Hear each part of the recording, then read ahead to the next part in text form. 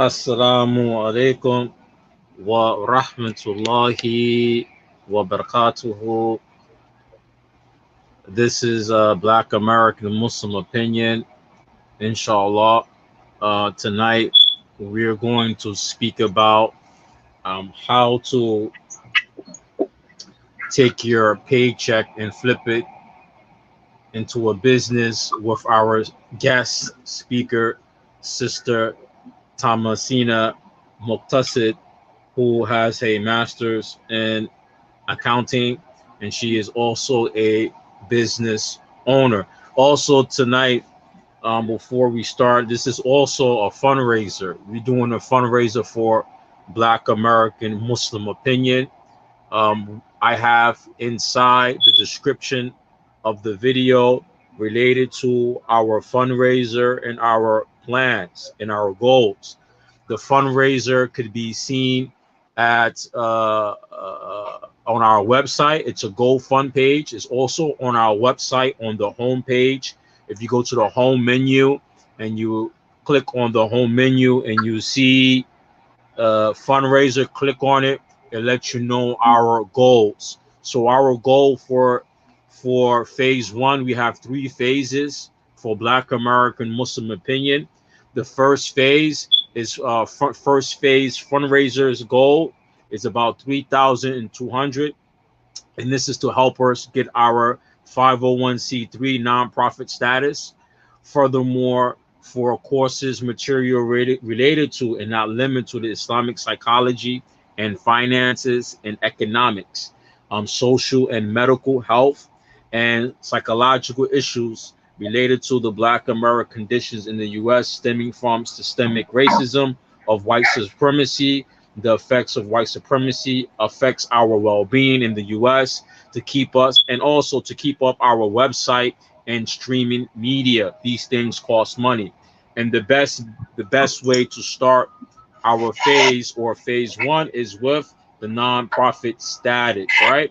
Phase 2, inshallah, I had described before in the previous video. Phase 2, the estimate goal, we're not doing it right now. We only focus on phase 1, but phase 2 will be about building and doing research team based upon the issues that was mentioned in phase 1, but have a research team that's going to focus on systemic racism, the things related to systemic racism. How does it affect us? social and economically. How does that affect us, our health and healthcare? How does that affect our psychological issue? And making a framework based on Islamic solution to these problems related to the African American condition in the U.S. and also focusing using that information to focus on the African American Muslim, because a lot of us also suffer from all of these issues, right? Then inshallah, once phase one is complete, phase two could go forward. And once phase two is finished, that's going to take some time, but that's going to be based on researching, making a framework. That's going to put us into phase three. Phase three is going to be about taking this framework now and inshallah building an institution where the framework can be utilized in our community. So I keep on mentioning to everybody on Black American Muslim Opinion that I'm not a YouTuber. I don't care about YouTube. The YouTubers are just trying to hit the algorithm so they get views and make money. I'm not about YouTube. I don't care too much about social media. I only use the media or social media to spread information and to let the people know and to get the support of the people. So I'm not a YouTuber. Most YouTubers on Facebook, most YouTubers online and the people on Facebook, they're just trying to get likes, share. Their channel is monetized. My channel is not monetized. It is not monetized, so they can make money. Black American Muslim Opinion, we are not a YouTuber. We're not a YouTube. I'm not a YouTuber. We're trying to do something legit inside our community to make a difference. So our first step, which is phase one, is to acquire the 501c3 nonprofit status and get the course material and take up courses, the information, education related to psychology, Islamic finances and economics, more research into social economical issues that Black Americans face in the U.S. due to white supremacy and systemic racism that stems from it, and using that information, getting started up with the things that we need for phase one. That's going to be the foundation so we could get into phase two, the inshallah, and phase three. So tonight, I believe, like I said, I'm not a YouTuber, so I want to give something to the community. I'm not just going to ask, but I'm going to give. I'm not going to ask, but I'm going to give. I'm saying it again. I'm not going to ask without giving. We're going to give up some free information. Our sister here have her master's degree in accounting. She has her own business and nonprofit status. Also, she's going to be part of Black American Muslim Opinion. Before we start, because we have some time on my hand, I want to let people know. We have to let people know. I seen in Forbes magazine on their website, they said about the African American Muslim. They're already targeting you for making money. It said, I'm reading an article that $300 billion Black American consumers. This is a guess estimate of how much money that the Black African American community has. It said we are the number two. We are the number two related to spending money. It says at 47.8 million strong, African Americans are the second largest consumer group, presenting business with a 300 billion opportunity stake in this community. Despite being 13.4% of U.S. population, Black households accounted for just under 10% of the national total spending on goods and service in 2019, according to the McKinsey report. However, if companies interpret this data as proof that there's little profit in serving Black consumers, they are making a multi-billion mistake. So look, they're already targeting you. They're already targeting you. They already know that the African American Muslim community, look, they said in 2019, the Black American household total approximately $835 billion spending money in 2019. 835 billion, and combined spending by all black household has increased 5% annually over the past 2 decades. So we have the money. We're spending it on things that's not building the black community. We're spending it on social media. Sorry, we're spending it on luxury. I read it said it here. Where are the African Americans spending their money? Where are they spending it? It says right here, black consumers have they're telling the people, advertisers, where the black people are spending their money. It said the black buying power. It said black consumers have a majority influence on spending with luxury items like watches. Black people account for $60 million of the 385 million in overall spending. As for women's fragrance, they represent 151 million of a $679 million industry. Hey, so that means that we have the spending power, but we're not investing it into ourselves. So we're going to begin our talk. I'm gonna let the sister Thomasina introduce herself, her background, what is her educational background, who she is, because it's not the first time I had her on here, but I want her to introduce her educational background, who she is, and let her give her a presentation, how to take your paycheck and flip it into a salary. There you go, sister. Assalamu alaikum wa rahmatullahi wa barakatuh. My name is Thomasina Muqtasid. I am based out of Bossier, Louisiana. I am an accountant and a social entrepreneur. A social entrepreneur meaning I take the profits from the for-profit businesses and flip them into the 501c3 and do the community work. And I also try to stimulate economic activity in my community. My educational background, I have a couple of degrees. I have my undergraduate work, my bachelor's work is in business and accounting. I have 2 masters. I have a master's in accounting and a master's in public administration that enables me to do the social work and the business. Tonight, I wanted to talk to everybody about business in the Black community. I am a business owner. I own Halal Bookkeeping and Tax Service based out of Bossier City, Louisiana.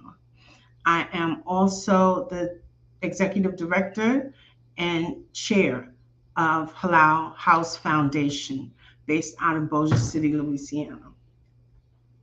I want to talk to you today about flipping your salary into a business. Okay, and it's not for everybody. This topic is not for everybody.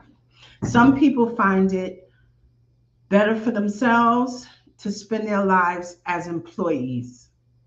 I know a lot of people, especially in our community, for some reason, which I attribute to slave mentality, we believe that working a job is the be all to end all.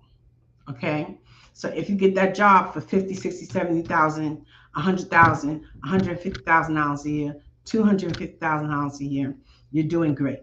Okay, and that may very well be.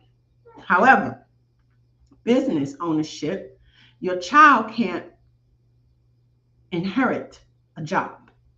Okay, however, business ownership, your child can inherit that. They can run it or they can sell it. Okay, business ownership promotes generational wealth, not just a paycheck. Okay, however, business requires hard work. Entrepreneurship is not for the faint of heart. You're going to work harder for yourself than you do for other people. However, the payoff is much higher than working a job. So for those of you who are interested, this talk is for those of you who are interested in running a business and developing a business plan for yourselves and for your future generations, for your family, for your children. When I first started my business, I worked a job and I developed the business plan. Then I quit the job and worked on the business. And I was fortunate to have that ability to do that. As a Muslim woman, I had the ability to do that, okay? As Muslim men, you may not have the ability to do that because you have the responsibility of providing for your family 24/7. You can't take a pay cut, okay? So don't quit your job. My advice is not to quit your job right away until you get the business up where it's generating revenue equivalent or above what your job is doing. If your wife will support the endeavor, then more power to you, okay? But 9 times out of 10, your wife is not going to support the endeavor to lose income, okay? She might not even be in a position to support you to that degree. So my advice is to the Muslim men is to work the job and develop the business at the same time. And don't quit the job until you generate revenue equal or in excess of what you're making on your job. Now, some of you might be saying, oh, this is going to be hard. Yeah, it's hard. It's not easy. It's not for the faint of heart. The first thing you got to do is figure out how to raise some money for your investment in the business.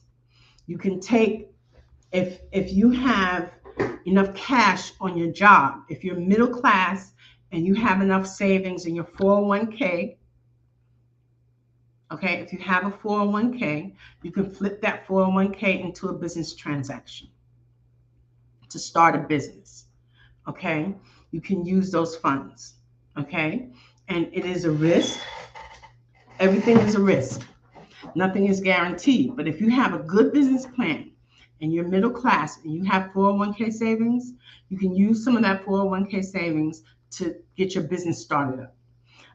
Another way to get the business started up for some of us is to put it on a credit card. For most people, they get the money in America, they get the money to start their business by using a credit card.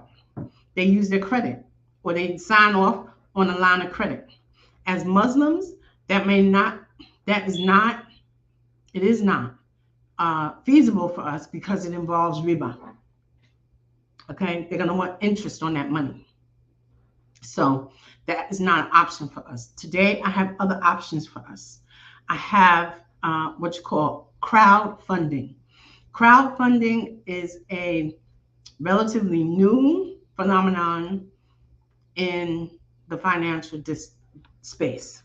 Okay, with crowdfunding, you have the ability to raise a large amount of money in a short amount of time. So say you develop your business plan and you look at it and you say, okay, I'm going to need 30,000 to start this business. I'm going to need 50,000 to start this business. You can start a business with that as little as 10,000. Okay. Some of us have micro business plans where you can start the business for 3,000 and bootstrap it from there. Okay. Bootstrapping is when you use money from your own savings and your own assets, and you don't owe anybody anything. Okay, that's how you fund the business. However, sometimes that's not feasible for some of us. Some of us don't have savings. Okay, some of us don't have $4,000 or $5,000 in savings, $10,000 in savings, $20,000 in savings. However, if you do have the savings, that is a great investment to use to start a business. Okay, if you have the savings. If you don't have the savings, you can use crowdfunding as a Muslim. Okay, there are 4 types of crowdfunding.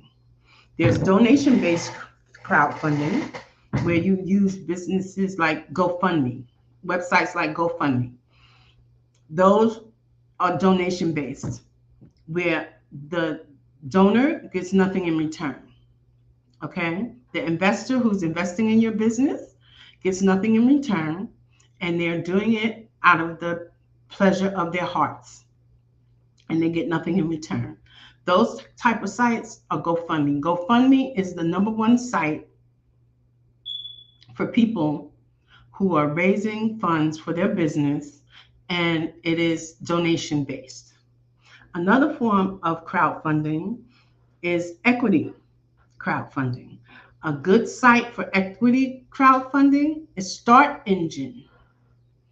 Start Engine is a website, you can Google it. They are already registered with the SEC. So you can put your idea out to the public.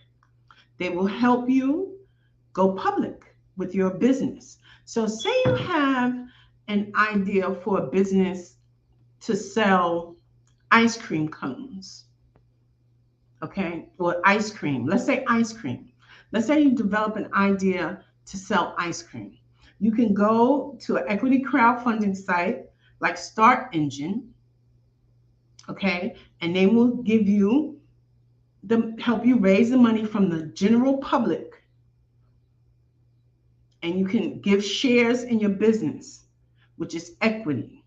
And that is the most Islamic way to do things, is money in exchange for equity in the business. They share ownership in your business.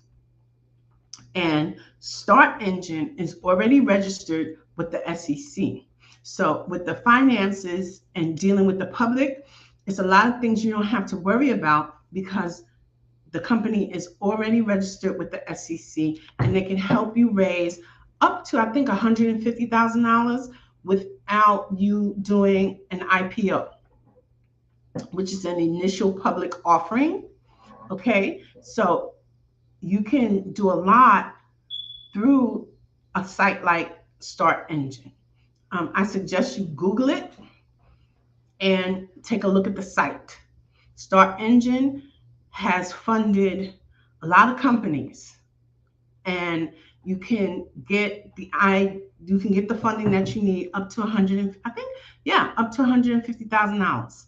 Okay, without getting entangled with the SEC, because when you're when you're soliciting the public for money, the Security Exchange Commission rules over that. Okay, and this company, Start Engine, is already registered with the SEC, and they can help you navigate the environment that the SEC creates that allows you to raise money from the general public. Okay, if the idea is good enough and appealing enough, you package it, you make the presentation to the general public, and you raise money. Okay, and by issuing shares. Okay, another way of crowdfunding is debt-based crowdfunding. Now, debt-based crowdfunding, you get the money and you get paid, and you pay them back with interest. So again, that is riba. And so we're not even going to discuss that.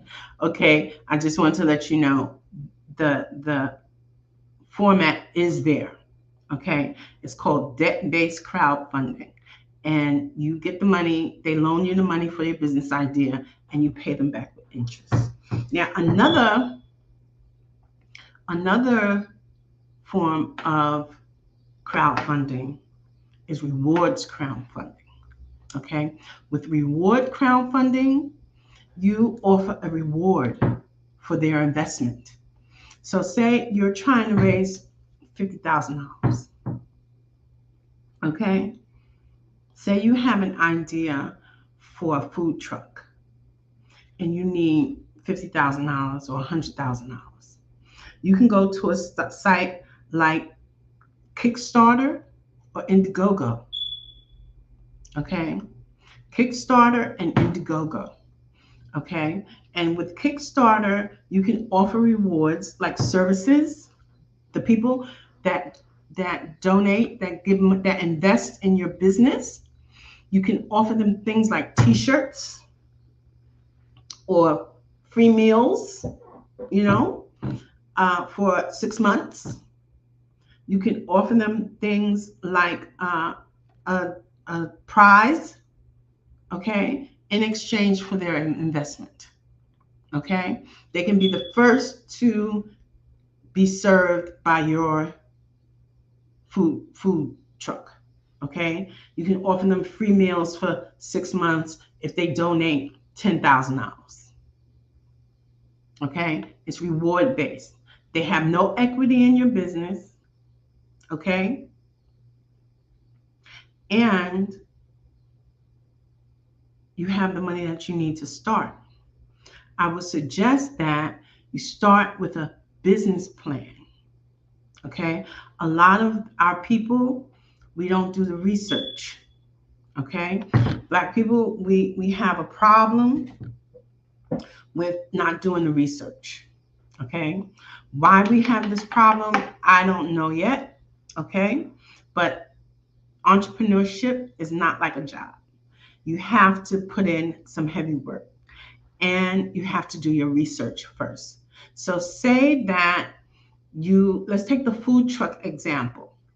Okay, say that you're working a job and you have $5,000 in savings. Okay, and you want to start a food truck, and you do the research and you discover how much it's going to cost to put this food truck together. Okay, and you come up with a number of $50,000, and you have $5,000 in savings and a job that pays you $5,000 a month. Okay, you can go to one of these websites and start raising the money. Okay, you're going to have to start saving out of your paycheck. Okay, to contribute to the startup of your business. Once you get the business up and running, okay, then you have to, before you even get the business up and running, you have to do some research on your competition. Who's out there with food trucks like yours? Okay, what streets, where are they operating from? What are their routes? You know, where are they parking? Where are they serving the public? You know, you have to do your research. If you don't do your research, you're going to fail. Okay, failing to plan is planning to fail. Okay, so you have to do your research and you have to commit yourself for the long haul. Okay, so with the food truck example, you do your research, you discover who your competition is, you discover what your startup costs are going to be. You can go to one of these websites and start raising the funds. Most of these websites they operate by you setting a goal. Okay, you can set the goal low, so you're able to collect the money quickly. Okay, one of the keys to using these crowdfunding websites is that you want to set realistic goals. A lot of people come in and they say, okay, I want to raise $50,000, and they set the $50,000 as their goal. Now, with a lot of these sites, if you don't raise that $50,000 within a certain time frame, the money goes back to the investors. You don't get it. Okay, that's one of the caveats of using these crowdfunding sites. However, if you can go back as many times as you like. So if you go and set a low goal, say for $10,000 or $5,000, and you raise $6,000, you get that $5,000, and you go back and you do another crowdfunding campaign, and you set a low goal and you collect all that money. With GoFundMe, I do believe that you can do one of two ways. You can set a goal or you can set no goal. Okay. However, you need to be able to collect all of your money. Okay. So, my uh, advice to anyone interested in entering the entrepreneur space and working for themselves, I suggest that you do your research, okay? You save your money so that you can invest it and that you don't quit your job until the business is operating and generating enough revenue that it exceeds what your job is producing or at least meets it. For many years, when I started my business, I worked a part-time job. The job was a side gig and the business was the major gig. You can do that. Real quick. I just want to remind the viewers, because we have some viewers. This lecture, this talk, is purposes as a fundraiser for Black American Muslim opinion. I put in the description of the video our phase one goal for Black American Muslim opinion is to get a 501c3 and course material, studies related to psychotherapy, Islamic psychology, economics, things related to systemic racism that blacks face. The goal is 3,200 or 3,200. That is our goal. If you look in the description, you will find in the description of this video a link to our GoFund page. I have described everything. It's inside there. It's also in the description. Please donate. We're looking for donations. I'm giving you, the sister's giving you free information. I'm not one of the people going to ask for money and don't give back. First, our goal with Black American Muslim opinion is to help our community, people like us, people who are like us, who are struggling in this country, African Americans who are struggling in this country, African Americans who for a long time been facing difficulties related to finances. Black American Muslim opinion, we have a fundraiser. If you could donate $10, $20, $30, $40, some of us daily, or some of us in our homes, we got Netflix premium, $20 a month. That's $240 a year. On Netflix, it's not giving money back to the black community. I just read the article of the $300 billion spending money as black consumers in this country. We have the money. Let's spend it on each other. Black American Muslim, wherever we produce, is to help our people. Donate. We need your help. I'm not a YouTuber. My channel is not monetized. I'm not a YouTuber. I'm trying to use this medium as to help our people. Those who want to donate, just look in the description of this video. It has our GoFund page. Click on it. Donate. $240 a year we spend on Netflix.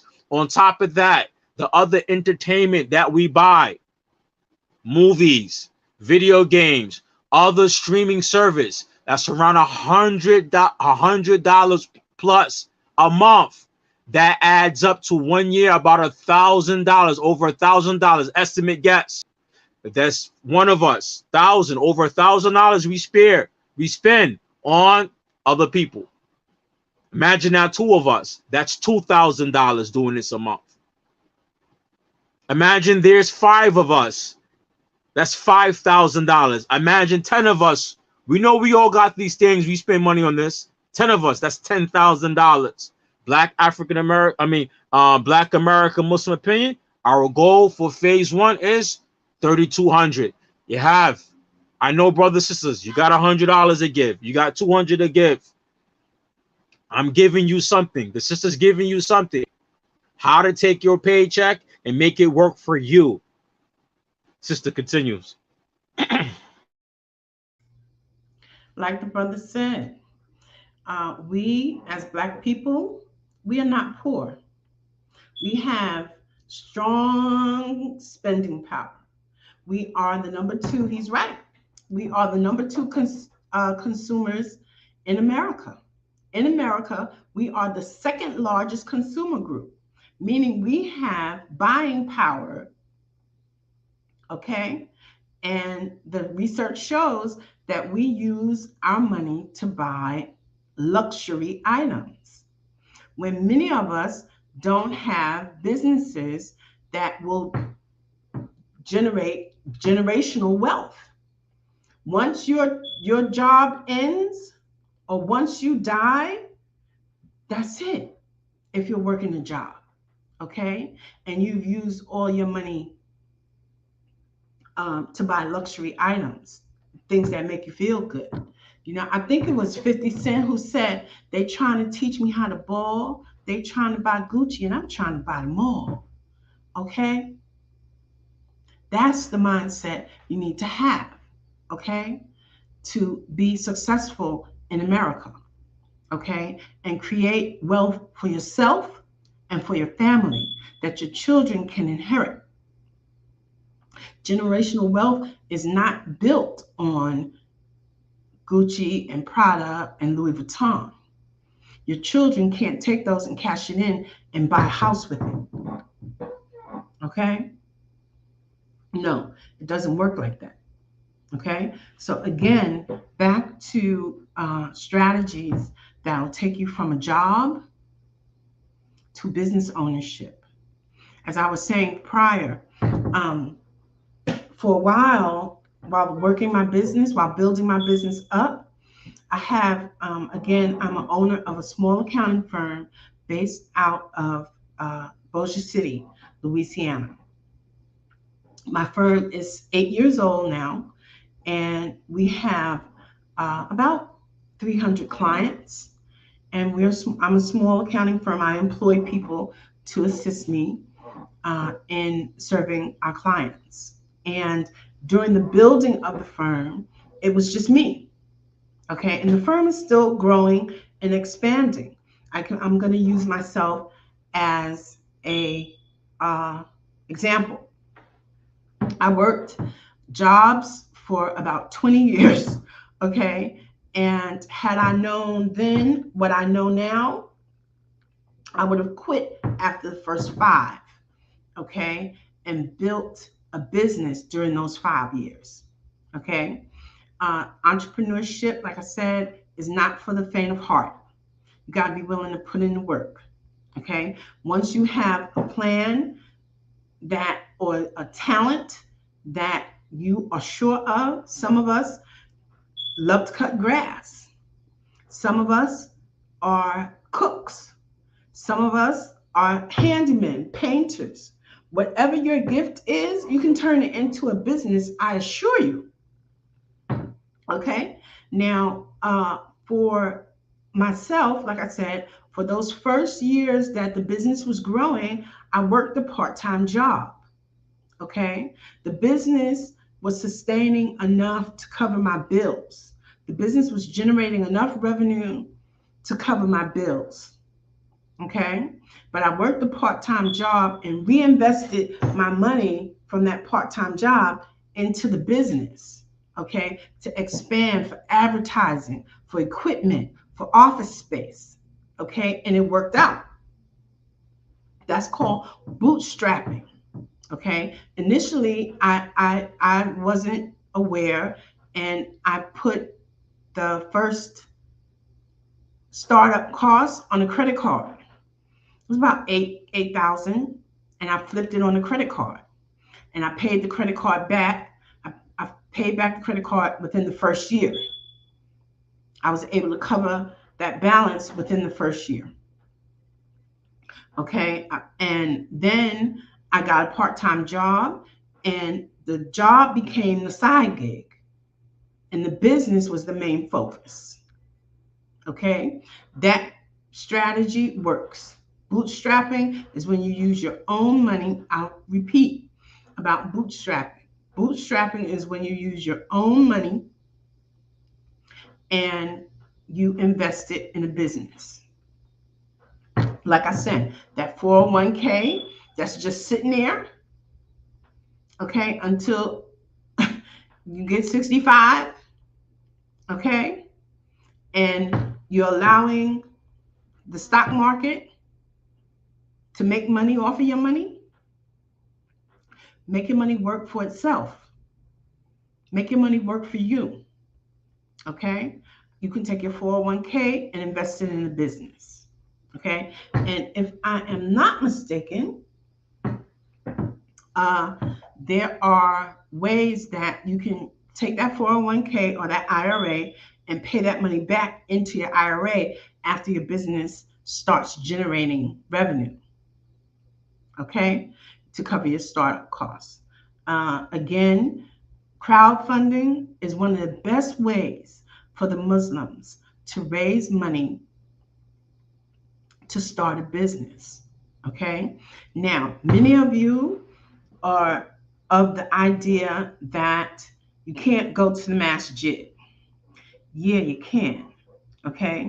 That's where it starts, okay? It's in the masjid amongst the men and the women, particularly the men, okay? If you go into the masjid with your brothers that you praying with every day, you praying with these brothers every day, 5 times a day sometimes, okay? These brothers, these are your brothers.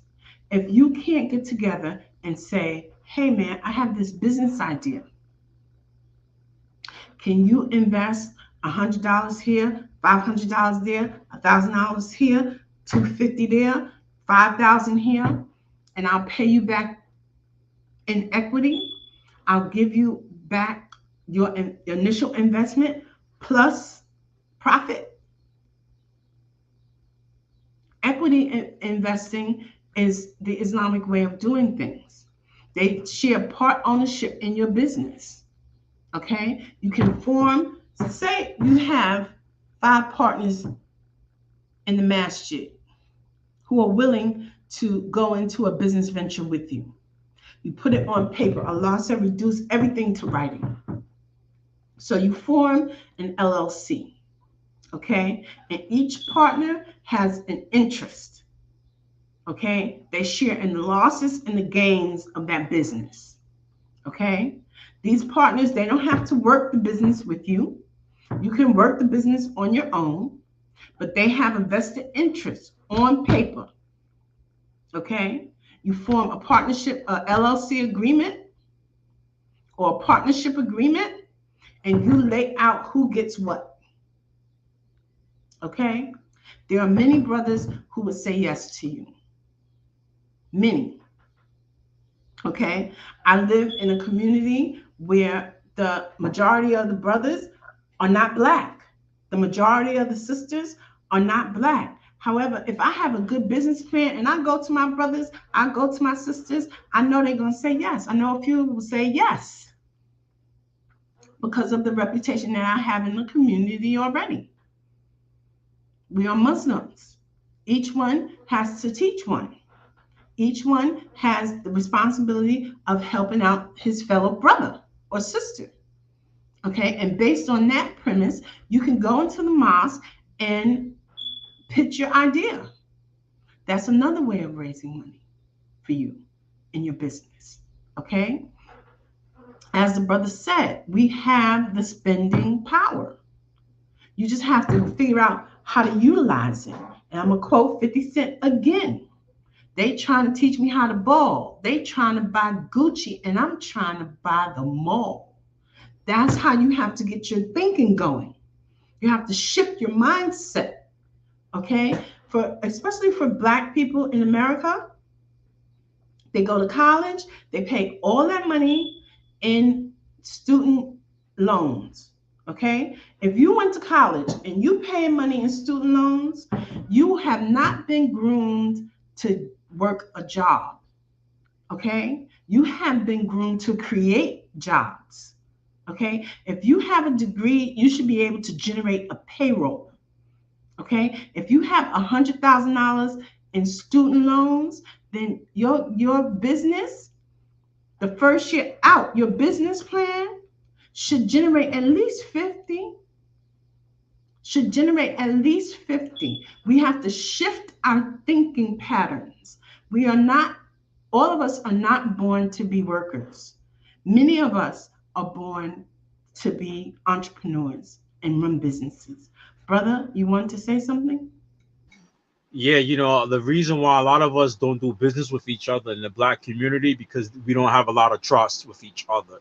That's one of the big dilemmas of the African American community. Even inside the Muslim community, I find with the brothers, African American Muslim brother, depends what state you in, what city, might various. I don't know, like in Philly, I see brothers doing business together in Philly. But places like New York, where I'm from, and other places I've been, like down south, there is a lot of mistrust, and a lot of brothers don't understand the importance of the Muslim community having their own business. The Prophet sallallahu alaihi wasallam was a tajir. He was a merchant. The companions of the Messenger of Allah sallallahu alaihi wasallam, from Abu Bakr to Uthman, Radwanullah, may Allah be pleased with them, that they were merchants, they were businessmen. In Islam, in the books of fiqh, what are the two instrumental things in fiqh about finances? One is the book of zakat, right? Zakat. The next is Kitabul Buyu. These two chapters, there's barakah in it. There's a book here. This is a book I'm studying with one of my teachers, right? Bidaya Mujtahid wa Nihaya Muqtasid, right? This book, any fiqh book you pick up, any hadith book you pick up, there's a section in the book about al-buyu, business transactions. Business transaction. There's barakah in business and having your own business. The Prophet sallallahu alaihi wasallam, how did he meet Al-Khadija radiyallahu anha, Mu'mineen, the mothers of the believer? He met her through what? Doing a business transaction. He took her products and he sold it for her. And because of this, her servant said how the Prophet ﷺ etiquettes were, how her money was. This is business. Muslims do business with each other. The Arabs with themselves. You think the Islam came and taught them how to do business? No. The Arabs, before Islam came to them, there were already people practicing business. When Islam came, it told them what is lawful from their business transaction and what is not lawful. They already understood business. Allah has revealed to them what is lawful from their business transaction and what is not. There's barakah in business. And a lot of the issues in the African American Muslim community, because it's from self-hate. I try to put my book right here. This book I'm reading is one of my books. We have a lot of self-hate, and this is why we don't do business with each other, because we can't overcome this. The self-hate within our community, we cannot do business with each other because we cannot overcome self-hate. What is self-hate? I mistrust the next black man because he's black. I mistrust the other black man because he's black. I hate the other black guy because he's black. And then we have Dr. Claude Anderson. Dr. Claude Anderson, right, who has his PhD in education. He wrote in his books Powernomics that one of the issues that's causing black people not to do business transaction because they have what? Inferiority complex, and they have the misappropriate behaviors in the community. What is the misappropriate behavior in the community? They are working with their competitors. They're not working with each other. We're not doing business with each other. We're giving our competitors all our money. I already read it to you in Forbes website. Black Americans have something, what, $47 trillion, $40.7 trillion, $47 trillion spending money. We only make about 14% in the US. This is our spending power, but we have no money and wealth in this country. We're giving our money to our competitors and we're refusing to do business with each other. Shame on you. And this is a mental health. If somebody was to come online, or there's an advertisement for a new iPhone, we would spend your money on a new iPhone $1,000. If somebody turned around, came out a new pair of sneakers, you will spend your money to buy these new sneakers, plus buying it for your children. If a new PlayStation or video game came out that costs $1,000, you will go and buy it. If a new movie came out, you will go and spend the money to buy this movie. What Black Panther 2 is about to come out. You know how much money the first Black Panther movie made? And none of this money went back to the black community. Black Panther 2 is about to come out, and we're going to go spend our money for Disney, who own this money. Disney, who is racist. Disney, who is racist. Disney, who is racist. You're going to give your money to Disney to see a make-believe African nation. You can make this rich African people, a rich African nation right here in America, but you rather give Disney the money to give you a make-believe rich and technology African. We got to do it with ourselves. This is where the black psyche is at today. This is where the black people mind are today. We're not doing business with each other, but we're giving our money to our competitors. You know, somebody said to me maybe a few years ago, one of my friends, he was from Dubai, and this companion of mine who was from Dubai, I was walking by one day. He was old. He's an older gentleman, and he was working in strawberries woman clothing. He was doing security in front of it. You know what he told me? He said, yo, man, the owner of Strawberry, which is an Arab Christian Egyptian, they own that franchise, right? He said, you know what? One of the managers told him, he said, black people are stupid. I said, A'udhu billahi. He said, when the guy said that, he said, you can't say that. And he told me what the guy said. I said, what did he say? He said, black people are stupid because they give us all our money. They give us all of their money, and they don't own anything. They don't own anything. And even though I disliked what that guy said, but it was the 100% true. We do not spend our money with each other. We give it to our competitors. The information is sisters giving you right now, how to start your own franchise, how to start your own business. What's stopping us? I told brothers on my page, Black American Muslim Opinion, if you look into the Sunnah of the Prophet sallallahu alaihi wasallam, it teaches you how to empower yourself with Islam. How you think the Prophet sallallahu alaihi wasallam, what's the first battle of the Muslims? It was the battle of Badr. How did it happen? How did they get the money from this? Did money fall from the skies? If the money fall from the sky, how did they get the money for the weapons to fight? The people invested to the money.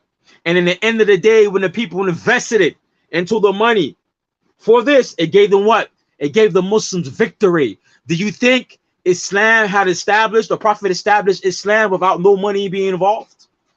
Do you think Islam was established without no type of money or economics or business or money understanding not involved? Where do you think zakat come from? What is the purpose of zakat? Zakat is what? One of the financial systems in Islam. It's part of the 5 pillars of Islam, zakat. Zakat is part of the 5 pillars of Islam. And is what? Taking money from the rich and taking care of the poor. Taking money from the rich, taking care of the poor. Taking the zakat money, paying all people's debts. Taking zakat money, paying all people's debts. Taking zakat money and making a waqf, Islamic endowment. And we, as Muslims, African-American Muslim, Allah gave us this deen that teaches in his book, the Quran, and in the Sunnah, how to take finances and empower yourself. But we're going to give the money to the competitor. And then when the competitor insults you, you get mad. Look in the news. You'll see all them people complaining about taking their children to Sesame Street. And the characters in Sesame Street who are marching in the street, they're not even telling the kids hello. And the black people, we're complaining about it. And I look at it and I said, then why you keep on giving them your money? Know how much money it costs to go there? Yes, this is money could go into investing their own children, starting your own business. What we do, we give our money to the competitors. We give our money to the people who oppress us and hate us. But we don't want to do business with each other. If we don't start doing business with each other and practicing Islam with each other and trusting each other. Wallahi, wallahi, this type of thinking, you are your worst enemy. We cannot complain about when the foreigner come into this country and they are together and they practice ethno-arrogation and they have better living standards than you for being in America for a short period of time. We have no one to blame except ourselves. We can't blame the Democrats. We can't blame the Republicans, even though the Democrats and Republicans are arguing about immigration. Immigration, at the end of the day, they benefit. They know that those people from illegal aliens come from South America, that they practice ethno-arrogation. They work together, they build together, they spend together. They're going to boost America economy. They know that. That's why the Democrats want them in, and the Republican is giving the show that, hey, we don't want them in. But the Republicans, the white business owners, they have no problem hiring them illegal aliens. They ain't gonna complain for no days off.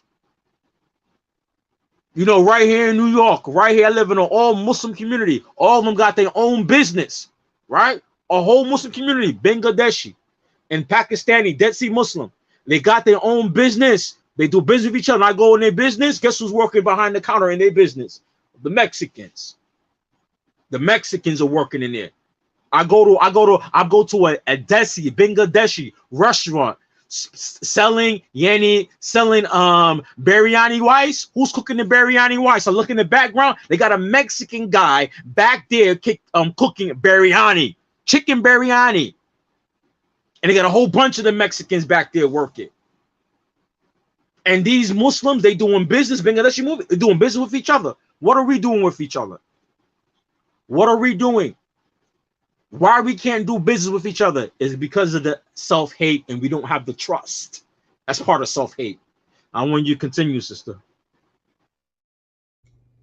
The brother made some very valid points, okay? And it's, to my understanding, the way as Muslims we are to establish ourselves and establish community is first you come into a place, you survey it, you build the masjid, and then you build a community around the masjid.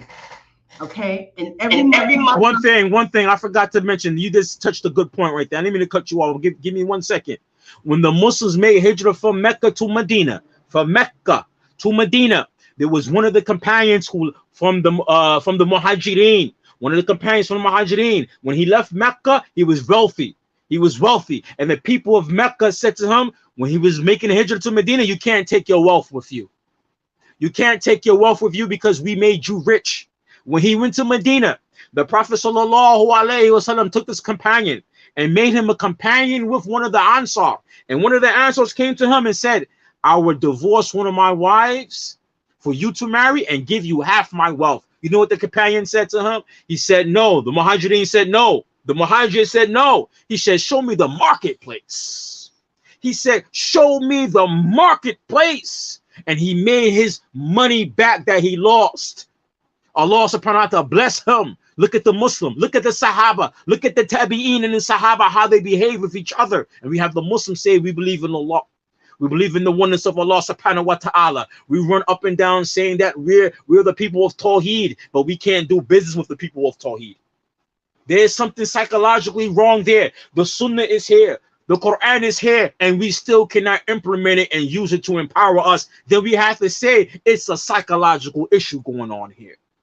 It's a psychological issue going on here. Because if we're in the Sunnah, it is part of the Islam. Huh? Hold on to the rope of Allah together. That's what Allah subhanahu wa ta'ala.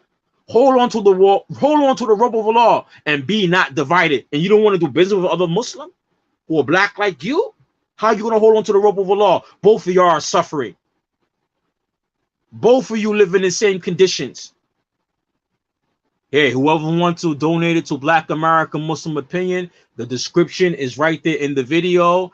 On our GoFund page, I said phase 1, we have 3 phases. Part of phase 1, we're looking to get $3,200 to get start our off Black American Muslim Opinion for a non-profit organization, and material and courses related to psychology, Islamic psychology, social-economical issues, things that face the Black African Americans in the U.S., and making a concrete framework. Sister, I'm going to cut you off. I'm sorry. It's perfectly all right because you're making that valid connections that some of us need to hear. Okay. And that's every back to what I was saying before. I've been a Muslim now 16 years, 16 years, and I observe every group of people in the Muslim community. Okay, I observed the Desis, I observed the Arabs, I observed the Pakistanis, the Indians, you name it. I've lived amongst them. And one thing that I noticed is that they do it the Islamic way. You come into a community, you find a space, you build a masjid, and then you build a community around the masjid. Okay, and in order to build a community around the masjid, you have to interact with one another. Okay, so if one brother has a PhD in astrophysics and another brother has a PhD in astrophysics, they can come together and work something up, maybe write a grant and start their own research lab. Okay? Because I'm telling you, if you're an educated Muslim, if you have any kind of degree, you have not been groomed for a job. You have truly been groomed to generate a payroll and start your own business. Okay, I went to school for a lot of years. Okay, and it's a shame because all of my black classmates were thinking about jobs, and all of my white classmates were thinking about businesses after graduation. Okay, I have 2 master's degrees, a bachelor's and an associate's. Okay, the only thing I'm missing right now is a PhD, and quite frankly, I'm tired of school. I don't need a PhD. Okay, but I went to school, and I tell you, if you have a degree, you are equipped. You have what it takes to run a business. Regardless of what the degree is in, you are able to generate a payroll. If you went to school for medical, if you're a doctor, then you have what it takes to hang your shingle and start your own practice. Okay? Doctors work in the hospitals because they want to, not because they have to. Okay? Doctors are automatically taught to hang their shingles. Psychologists are automatically taught to hang their shingles and go into business for themselves. If you're an electrician, because college is not for everybody. If you're an electrician, then you should be thinking about starting your own business as an HVAC servicer and start competing with some of these companies out here. Okay? If college is not for everybody. If you just got out of prison and you work in a minimum wage job, say you at McDonald's and you making $15 an hour, okay? Who said that you can't go to take a paycheck? If you in prison, you probably living in a halfway house right now, and you stacking your money. You ain't paying no rent or nothing. You in perfect position. You are in excellent position to stack your money and invest in the business. Who said that you can't go and get a food cart if you're in New York or any other city? I don't know how it works in New York. It may be more difficult if you're in New York to get a food cart and go to Sam's Club and get your supplies and sell hamburgers and franks. You're making $300-400 a day. That surely beats McDonald's wages. Okay? I live in the South. And I run a nonprofit called Halal House Foundation. And in Halal House Foundation, we help the brothers and sisters who are coming out of prison transition. And we teach them how to flip their minimum wage job into a business, into a viable micro business. Okay. And then from the micro business into a macro business. Okay. So say you coming out and you living in the halfway house, like I said, and you stacking your money. Who said you can't go buy a lawnmower? I have a brother, he did this exact same thing I'm telling you. He was in the halfway house stacking his money, working for McDonald's or one of these fast food joints. Okay? He stacked his money. He went and bought a lawnmower and a car. With a lawnmower and a car, not a truck, a car, he went around cutting lawns. Okay? And he stacked his money and reinvested his money. Now he drives a truck with a trailer, and he has those lawnmowers that you drive. He has 2 of them now. Okay? And he has corporate clients now. Okay? He a done data now. Okay? So it's possible. Okay? With a little hard work and forethought, anything is possible. Allah is God. You make your dua, you make your salat, and you step out on faith. Okay? You step out on faith. And that's all I can say. What about starting online business? Online businesses are the greatest to start because your overhead is low. If you want to start an online business, it depends on what you're selling. Okay? If you're selling clothing or food or whatever you're selling, your overhead is rather low because you don't have to worry about a storefront. If you're selling services like accounting, bookkeeping, and any other service, what is that? You know who is doing very well now? Virtual assistants. Okay, where you manage people's social media. Like a company like mine, I don't do my own social media. I have a company that handles that for me. Okay, and maybe she may be an individual, but she has company. Okay, and she handles that for me. What her setup is at home, I wouldn't know. Okay, but she has a viable LLC, and she has multiple corporate clients, including me. Okay, and I pay her a pretty penny to manage my social media for me. Okay, that's a job in and of itself. So online is wonderful if you have the technical know-how to manage your website, your social media, just the same way you do it for yourself, you can do it for somebody else. For those of you out there who are accounting majors, business majors, you can do your business consulting online.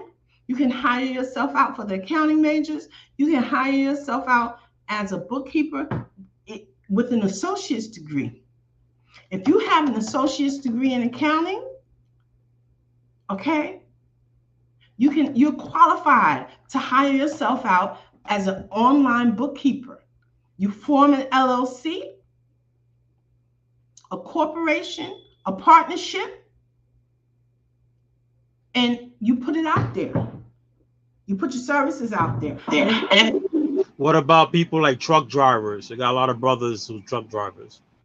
I have a lot of brothers who are truck drivers as clients. And what they do, see, with the truck drivers, there's a catch. A lot of brothers be thinking that you have to buy your truck. Nah, don't buy the truck, because buying the truck is going to cost you money for the down payment, Okay, it's going to cost you on the note every month. Then you got to deal with maintenance. That's coming out of your pocket. If you rent the truck, you don't have to worry about your own authority with DOT. Okay, with department, with DOT, you don't have to worry about getting all those tags for your own authority. If the truck comes already ready. So you rent the truck and you get the routes and you make your money. Okay? Amazon, UPS, FedEx, all of those companies are looking for drivers with their own trucks. Okay? Then you have those who haul timber. I have a client who hauls timber. He clocks $250,000 at least minimum every year. Every year. I have another client out of California. She runs business-to-business deliveries. Business-to-business delivery. Okay? She like the UPS, but she only goes from warehouse to business or business to business. And she's clocking $500,000 every year, no chaser. Minimum $500,000 every year. I got another question. What about for the person who doesn't have the time to run his own business, but have the money to run his own business? You have the money for a business, but you don't have the time for it. How can that work out for him or her? Yeah, that can work out, because what happens is that you're looking. I mean, how can they work that out? Say I have money, right, but I have the cash, but I don't have the time to run the business. How can that person? You hire people to do it. That's a passive investment for you. But you have to make time to supervise those people. Okay? You set it up the way you want it, and then you hire people to do it. Okay? I'm dealing with the same thing in my own business. I'm backing out now. I'm at the point of my business where I can back out a little bit. Well, actually, a lot. And I hire people to do the work. I lay out the game plan of how I want the work done, and they do it. You lay out the system, and then you hire the people to do the work. You pay them a salary, and you make sure that your profit is greater than their salary. So what kind of business do you want to start? Is it a service business? Is it a clothing business? Is it a retail business? What kind of business is it? Because the model works for every industry. Okay? You lay out the plan, your internal systems of how you want the business run. And then you hire the people to do it. You can go on Indeed. Indeed is a hiring platform. You can place an ad on Indeed for any kind of people you want, any kind of employees you want. Then you can also hire contractors. Contractors are cheaper than employees. You don't have to worry about the payroll taxes for contractors. Okay? So you can hire a contractor and put him on a 1099, and he works at his own schedule. Okay? And you make money with him. What about this? Because I see a lot of this.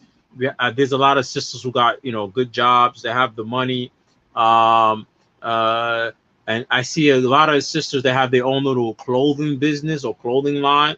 How can they expand these type of clothing line that they have?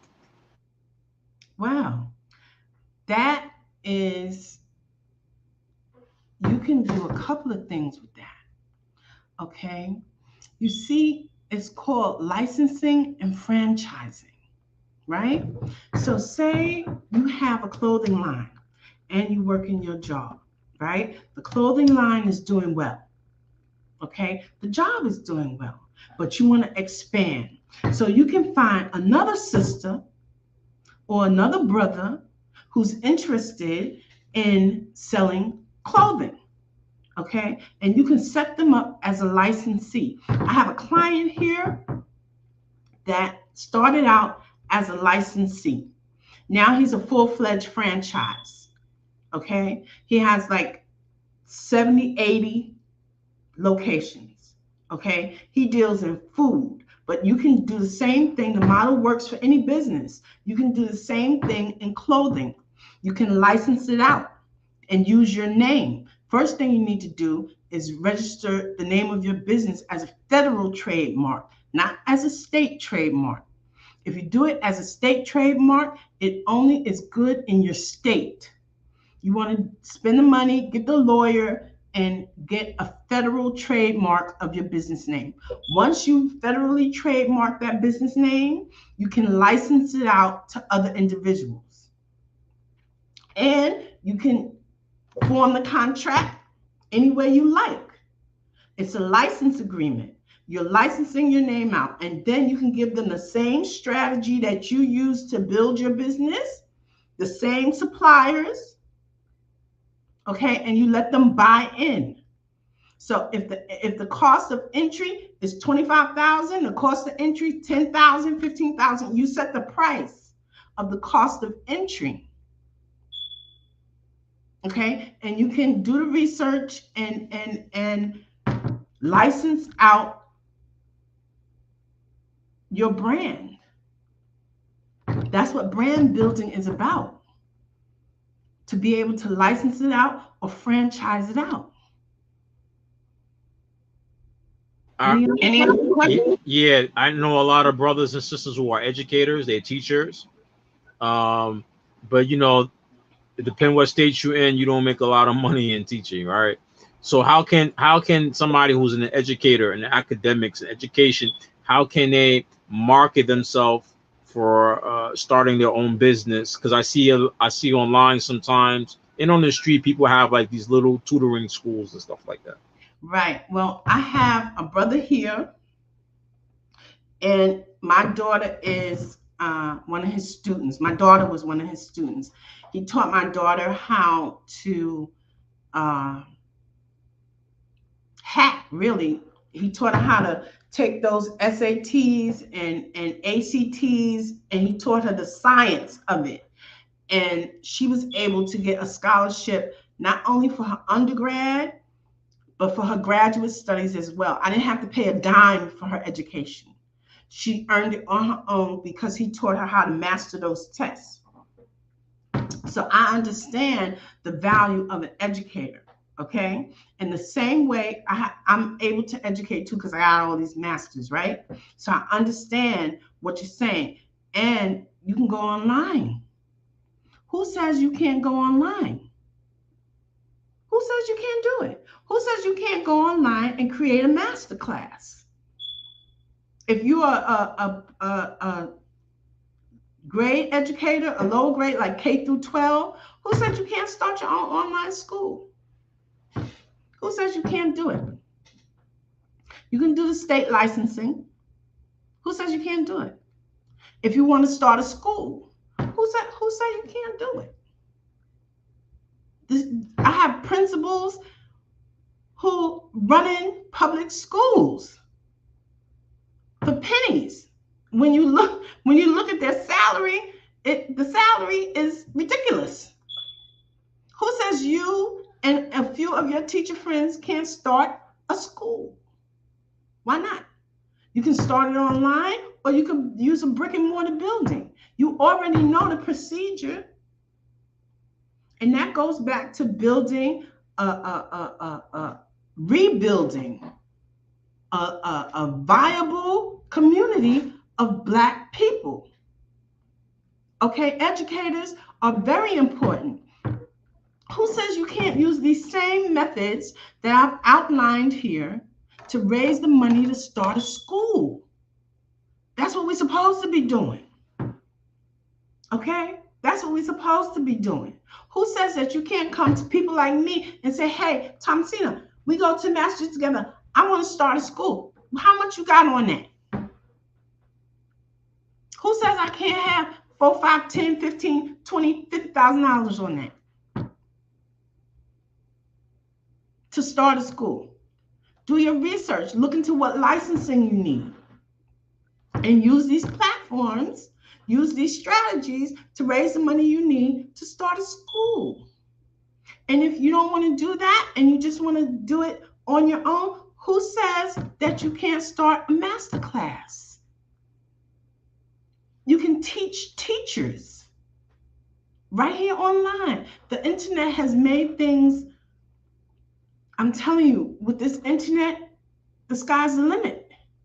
Who says you can't use the internet to train teachers? Who says that you can't use the internet to teach in whatever field of study that you're trained to teach in? Okay? And then another thing for the teachers, listen, with your student loans, who says you can't form your own nonprofit and work for your own nonprofit for 5 years and get all your student loans forgiven? Or is it 5 or 10 years you have to work for a nonprofit to get your student loans forgiven, 100% forgiven? Who says you have to go into an inner city school? Nah, and suffer through that. Teaching in the inner city is no joke. Who says that you can't start a nonprofit online school and work for that nonprofit for 10 years, 5 years, whatever it takes to get your student loans? You could kill 2 birds with 1 stone. Who says you can't do that? The sky's the limit. Allah gave us all of this. Look at all of this.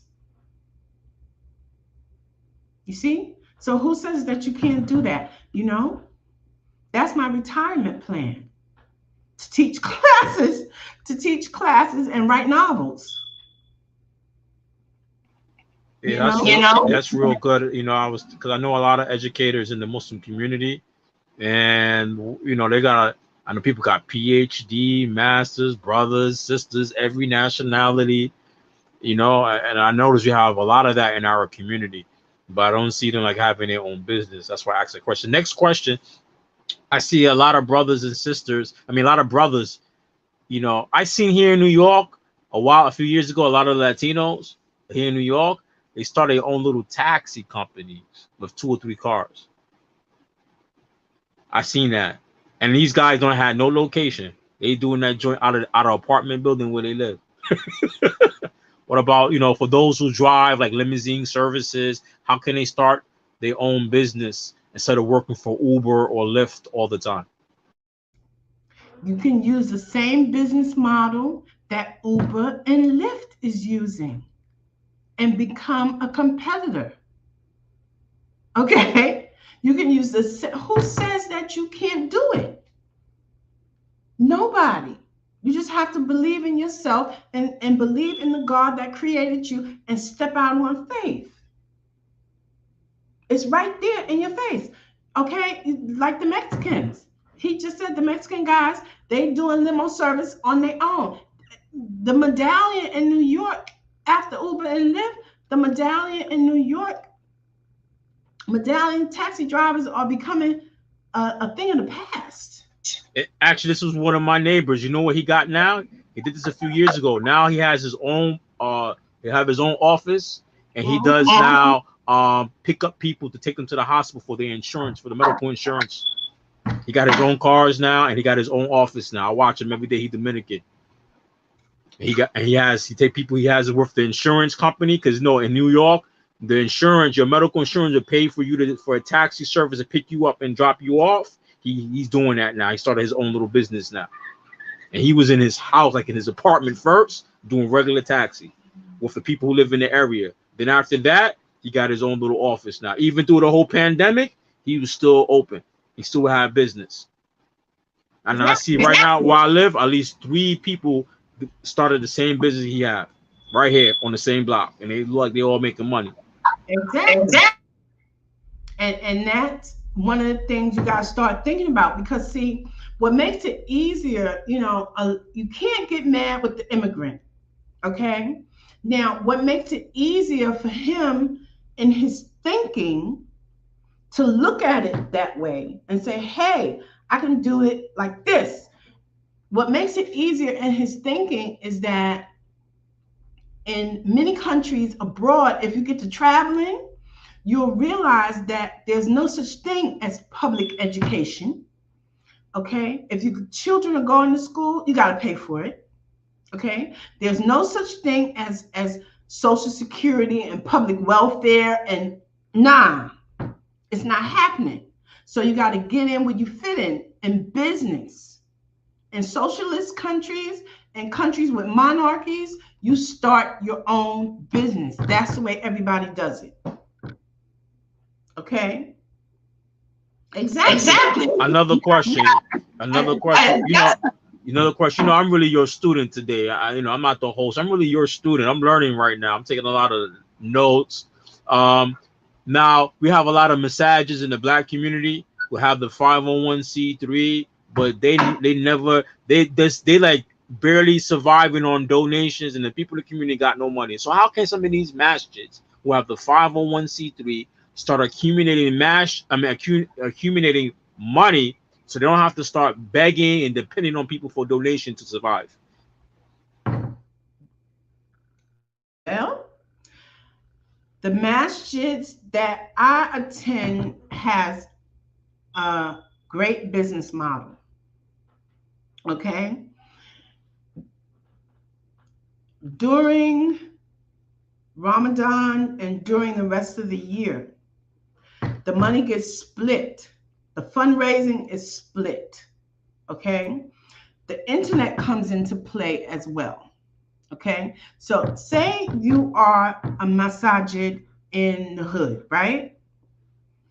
Then you want to go on air with the Friday khutbah and kill two birds with one stone. You go on the internet and you broadcast the Friday khutbah and you let people know that you're there, and you build an online presence. With the 501c3, you can raise money on the internet. You don't have to, no, Hanif. An LLC is not a masjid. No. The masajid is not owned by anybody. An LLC is a for-profit enterprise.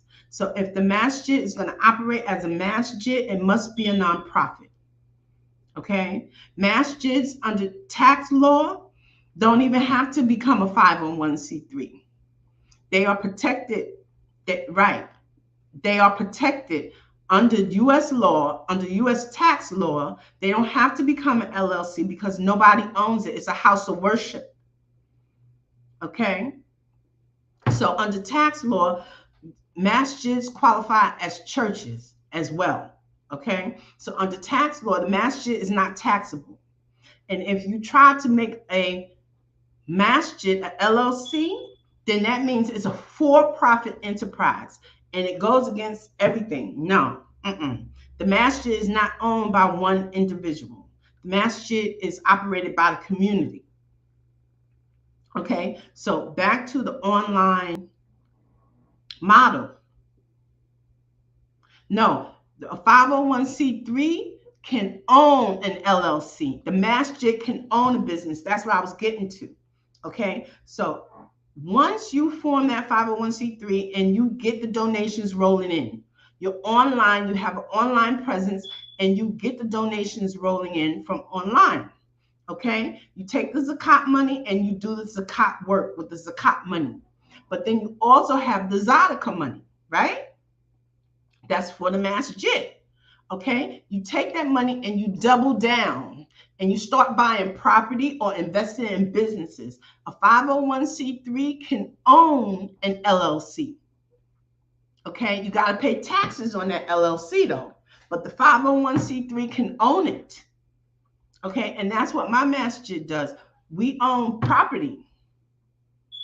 We've chosen to invest in real estate. Okay? And we collect rent. And we pay taxes on that rent. Okay? So the masjid can invest that zadaqah money. They can double down and invest that zadaqah money into real estate and halal businesses, bookstores. You can, yeah. You see, yeah. There you go, Hanif. Yeah. Yeah. The 501c3 can own an LLC, and you can double down that money and do bookstores, real estate, any halal business you want, and generate money for the masjid, and generate money for the masjid, and so that you can do the community work. That's also the same formula that we use for social entrepreneurship. So say in my case, right? I consider myself a social entrepreneur. I try to uh, fix some of the social ills that I see in my direct community, okay? And particularly in the Black community, okay? So I take the profits. You're welcome, honey. Yeah, I take the profits from my for-profit business and invest it in my 501c3, okay? And the 501c3 does the social work. So it's working the other way around, but okay, you know, so you can do it like that. You're very welcome, honey. There is a plethora, there's strategy for everything. Anything you want to do, you can figure it out. That's what Allah gave us. That's what Allah gave us. Alhamdulillah. If you put your mind to it, you can figure out a strategy to do anything. You can make man's law and God's law go like this and line it up. You see what I mean? Any other questions? I don't see any other questions, but I definitely want to let the people know that this is a fundraiser. So anybody who wants to donate for our phase 1 plan for Black American Muslim opinion, you can see in the description of the video where to donate at. If you're watching this video on Facebook, this is a warning. If you're watching this video on Facebook and it's not live, it means it's, you missed the live. If most likely some of the video, Facebook mutes a lot of my content. All my content on Facebook, they mute it. So if you click or look in the description, you can see this recording, which is live now, but you can see it on YouTube. On YouTube at Black American Muslim Opinion, the link is there if it's muted. Also, take note, we are doing a fundraiser. We're giving you knowledge and information, and we're trying to also get some help from the people. We have a plan, phase 1 for Black American Muslim opinion, that we can start. Yeah, I know they don't like me. A lot of people don't like me, brother. Trust me. I already figured that out a while ago. I'm not a nice guy, right? They don't like me, and because they don't like the truth. They don't like how I bring the truth. Maybe they think the way I bring the truth has some satire to it, but I'm going to remind you something. I'm going to remind the people something. When police harass your kids, they're not nice. When the police harass your kids, they're not nice. When Black people were protesting after the George Floyd death, and they're in DC, and they had all the police and the military there, but when those people who stormed Capitol Hill, you see no military there. So when the white man come after us, they not nice, but you guys deal with it. They not nice, but you guys deal with it. See, me, I'm not one of these guys. See, I already been the Sambo. I already been one of them brothers in the masjid, in the Muslim community, doing things that don't service and help the Black community, Muslim or non-Muslim. I already been there. A lot of us, we still got that mind setting. We are anti-Black. We have the anti-Black sentiment with us. I know a lot of people don't like me. Hey, man, somebody got to tell you the truth. Unfortunately, African American Muslims, we don't learn until some hardship come. When the hardship come to us, some of us, the hardship come, we still don't get it. A lot of us, hey, I'm not a nice guy. I try my best to be nice, but some of our peoples, yo, we're Muslim and we're last. We're Muslim, we're not the first in anything. The African American Muslim in the US, we're not the first in anything. We're not the first in anything. We're not the first in anything. I keep on telling us, Malcolm, who continued Malcolm X's work. If I look at the African American Muslim community today, and this is going to be a bad comparison, but the Nation of Islam, who are kuffar, have a more of a business-minded, and have more business strategies. Well, I can speak on it. Yes, go. The community of Imam W.D. Muhammad, they continue the work of Malcolm somewhat. Okay, you may not agree with them theologically. You may have some theological differences on how they practice Islam. However, the community of Imam W.D. Muhammad does have that business plan in place. And as part of that business plan,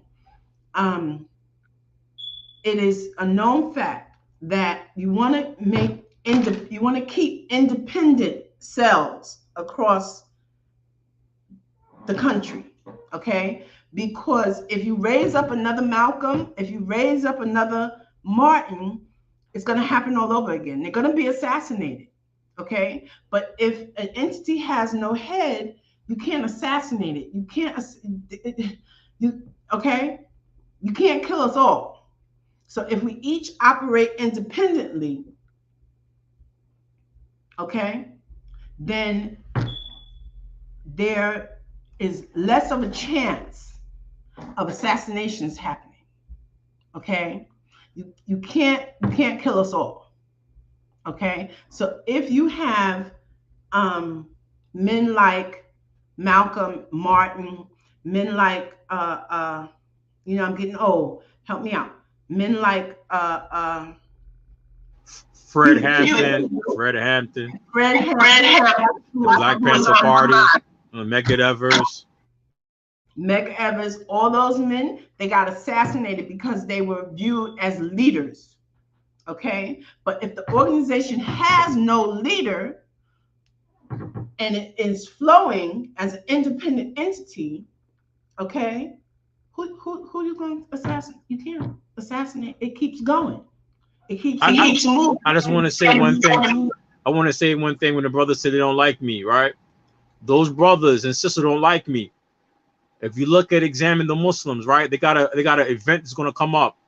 It's called something in New Jersey. One of the speakers is going to be a guy named Daniel Hachikachu, Muslim, Daniel Hachikachu.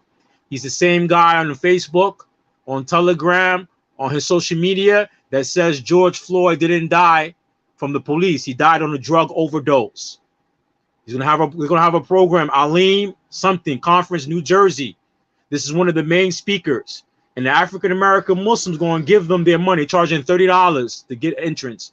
The African American Muslims going to give their money. Where a guy who has black anti-sentiment, who's saying that George Floyd didn't die from the Derek Chauvin putting his knee on his neck.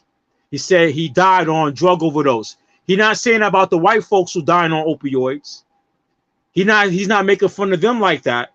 So the African American Muslim going to give them money. Going to give people like this their money. They're going to go give Yad King Institute their money, who is spreading the left. Right? They're going to give their money to ISNA conference and ICNA conference, liberal Muslims. They're spending their money there. They're going to give their money to Salafi pubs, who the runner or organizer of their community is what? You ever see how much money he's worth in the UK? They're going to give their money to these people who don't do nothing in their community. They're going to empower the people in their community who doesn't do nothing for their community. ICNA, Islamic Circle of North America. I've been part of ICNA. ICNA has a headquarters down the street from my house. Many people don't know that. ICNA, Islamic Circle of North America, headquarters in New York, is actually down the street from my house, walking distance. I know ICNA. ICNA never had, it says Islamic Circle of North America. It never had a president or vice president who was African-American Muslim. You know how many Black Muslims and Latino Muslims support ICNA all across the U.S.? You know how many Black African-American Muslims give ICNA their money yearly, donations yearly, and they call themselves Islamic Circle of North America? They never had a president of ICNA that was Black or African-American or Latino. Never, never. Or vice president. Never. But you give them your money. You give them your money. You give them your donations. You got the same Muslim organization online, on social media, online right now. They ask for money. Look, they ask for money every Ramadan, Zakat al-Fitr, to give to Yemen, Syria, and you're the same Muslims that give your Zakat al-Fitr to them. But you won't help the other African-American Muslims who's poor and hungry in your own neighborhood. Self-hate. So you might not like me. You might not like me, but I'm going to tell you the truth. See, a lot of us, we use Islam to run away from our identity. We use Islam as what? To run away from our Blackness. We use Islam for escapism. Just like a person. You got right now in the media, in social media or the media and entertainment world, you got the people who don't like seeing actors in the movies that are Black, right? And they say, yo, we don't want to see American politics and stuff in the movies. They want to go to the movies and watch it for escapism from what's going on in the real world. We use Islam, Black people use religion, Islam and Christianity today to run away from their social problems. So they might not like what I say, but I'm telling you the truth. You can no longer use Islam as an excuse not to do anything. We have nothing to show in the African-American Muslim community. We haven't contributed anything today, in 2022. We haven't contributed anything to the religion of Islam in America. Only thing we got to show is Malcolm X and Muhammad Ali. They passed away. They no longer here. What else we got to show the world in America for the Muslim? What we got to show? Do we got an Islamic institution in the Black community anywhere? Yes. Does the African-American Muslims have an Islamic university? Islamic university. Where you get a credit degree, Do we have this in America? If we don't have this, do we have this? We don't have this. Not yet. Not yet. Not yet. So all them folks who don't like me, I tell you the truth. You might not be able to chew it. You might not want to swallow it, but you look at it every day when you see it in the mirror. You know what I'm saying? It's true, but you don't like the way I'm saying it to you. I'm not going to sugarcoat it for you. When you die, when I die, and you go to that cupboard and you go to the grave, Allah gonna ask you, the angel's gonna ask you 3 questions. Who your Lord? Gonna ask you these 3 questions. Right? Who came to you? What is your deen? And if you get the wrong answer, you're gonna have problems that day. They're not gonna be soft with you. They're not going to be soft with you. They're not going to be soft with you. We like this entertainment Islam. I'm not entertainment Islam. I'm sorry. We like this entertainment Islam. I'm not a motivated speaker. I don't make money off of YouTube. So I'm not going to tell you what you want to hear.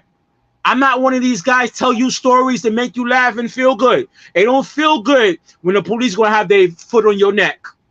It don't feel good when in public school gonna teach your kids to be gay, to be homosexual. I got a Muslim today on Facebook, arguing with them, talking about they Muslim and gay pride. They said, brother, why are you coming? You should be in Juma. I was late for Juma. I was doing some business, some things happened in my house. Couldn't go. I had to go to the second Juma. We have 2 Jumas, alhamdulillah, where I live, because it's very crowded, many Muslim. I went there, the Imam, graduate from Medina, Desi Muslim, say, yo, Muslim, we don't celebrate homosexuality. He said, the reason why you got to give this kutbah, because there's Muslim promoting these things. There's Muslims who are falling victims to this. So I'm not going to be all sweet to you. I'm not going to be one of these Imams and all these speakers who's entertainment Islam. If it's not entertaining, you don't want to hear it. If it's not entertaining, you don't want to go. If it's not entertaining, you don't want to go. If it's not about family and marriage issues and marriage and this and joy and kiss, you don't want to go. And in reality, our marriages, we are what? Falling apart. Our marriages are what? Falling apart. The things I'm talking about, you're in your house arguing with your spouse about it. The things I talk about on Facebook, you in your house arguing about it. How I know I've been an imam for 4 years in New York. When an African American Muslim come to me, and then the immigrant Muslim come to me, women come to me, they don't have the same type of complaints. They complaining about the husband. The immigrant Muslim woman, know what she's telling me? She say, man, my husband is doing this. I want you to fix the marriage. I want you to talk to my husband. The African American sister come to me, I want a khulla. I want a khulla. She don't even know the tashahhud. She doesn't know the tashahhud for salat, but she know this wording, al-khulla. She don't know the proper dua. The dua, ba'da yani takbir fi salat, the dua, she don't know this. But she know the word khulla. She know the word khulla, I want a khulla. So what I'm saying to you guys on Facebook, they don't like it. I tell you the truth. I'm not gonna, what I'm gonna do? If you want me to say it nice and smooth and this and this and that and nice and stuff, want me to lie to you? We in some real hardship in America. What does the African American Muslim have to show today? What do we have to show? What, bean pies? What we have to show? We don't even manufacture our own garment, Islamic clothing. We don't manufacture anything. We don't believe in business. We live in America, one of the richest countries in the world, and the information is there, and the opportunities are there, and we're not doing it collectively. We're not doing it what? Collectively. I'm not here to preach an individualism. We're not doing it what? Collectively. And our communities have it the worst. Very rarely I go to an African American Muslim community, and the people who are there are financially successful. Might be 2 or 3 brothers in there, or 2 or 3 sisters in there. But when I go there, the whole African American community, they struggling with finances. That's why our imams who graduate from Islamic universities can't work in the masters in the black community, because you don't have the money to take care of him. So he got to go to where? He got to go to the immigrant Muslim community to get taken care of. I see it all the time. I look at Muhammad Munir. I know your brothers, you love Muhammad Munir. I live not far from his community. I go there, the Guyanese, Indian Guyanese take care of that brother. The Indian Guyanese are taking care of that brother. I go to other communities, the African American community, they don't want no full-time imam. They can't afford no full-time imam. That's what's going on in our community. You ain't gonna play, I don't play these games no more. I'm not gonna play these games, man. We got a lot of issues going on in our community. I go look at another African American brother that's doing something positive, talking about Islam or preaching. He needs support. You're the last people to come to his aid. You're the last people to come to this aid. I work in a multicultural Muslim community before. No, you know what the immigrant Muslims were telling me? And I'm black and I feel ashamed. The immigrant Muslims used to come to me and say, "Ya Abul Bara, why don't you go work in the black community? They need to hear these things you're preaching." And I unfortunately gotta tell them, they don't want to hear it. They don't want to hear it, and they don't want to support it, or they don't have the money to support it. They don't have the money to support it. I go to the black community, brother. I know a brother, Salafi, brother, many years. He has a 9-to-5 job. And one day we were talking, and the brother said, yo, man, he had to go back to college to get his master's degree. He said, because the Salafi masjid can't take care of him as a salary as imam. And if you're going to talk around, you don't like me, Abu Bara, how long you going to live in these conditions? You think Allah subhanahu wa ta'ala not going to question you guys about these things? You don't understand Surah Al-Asr? Tawassal. These things mean to do something together, mutually together. Jami'an. Ittasibu hablillahi jami'an. This in the words in the Arabic means to do it together collectively. But us African American Muslims, we can't do it collectively because of self-hate. Because of what? Self-hate and self-defeat. Go ahead, sister. I see you raising your hand. I have a question, because see, everything that works in other communities may not work in our community, okay? Because I've noticed when I move around, and this is just a question, okay? When I move around, some of these people who in their community, where they take care of the imam, where they pay him a salary, they look down on the imam socially, okay? And they don't treat him well.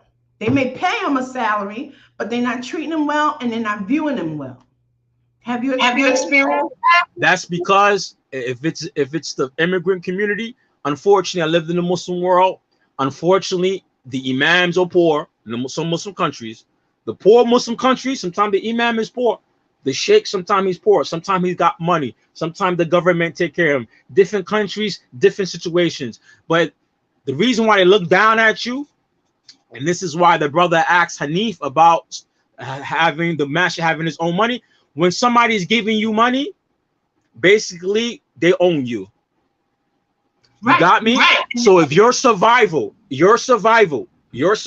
based on somebody giving you donations, that's why they look down at you. I give you example. There's a sheikh here. I see a brother post him. He's from Canada. There's a sheikh from Canada. I met him. I lived in Canada for 2 years in Vancouver, right? It's Sheikh Yunus. He is originally from South Africa. And I first met the sheikh. And one day me and him was talking privately, right? And the sheikh was telling me he does not take money. He does not take money for his position from the people. He said Saudi pays him, gives him a stipend. Saudi government pays him a stipend, right? He said that, and I asked him why you don't take the money. He said because if you take money from people in the community, this is going to happen. You as an imam. So the guy who give you the most money in donations, he might have an issue with somebody else who don't give too much or don't give nothing at all.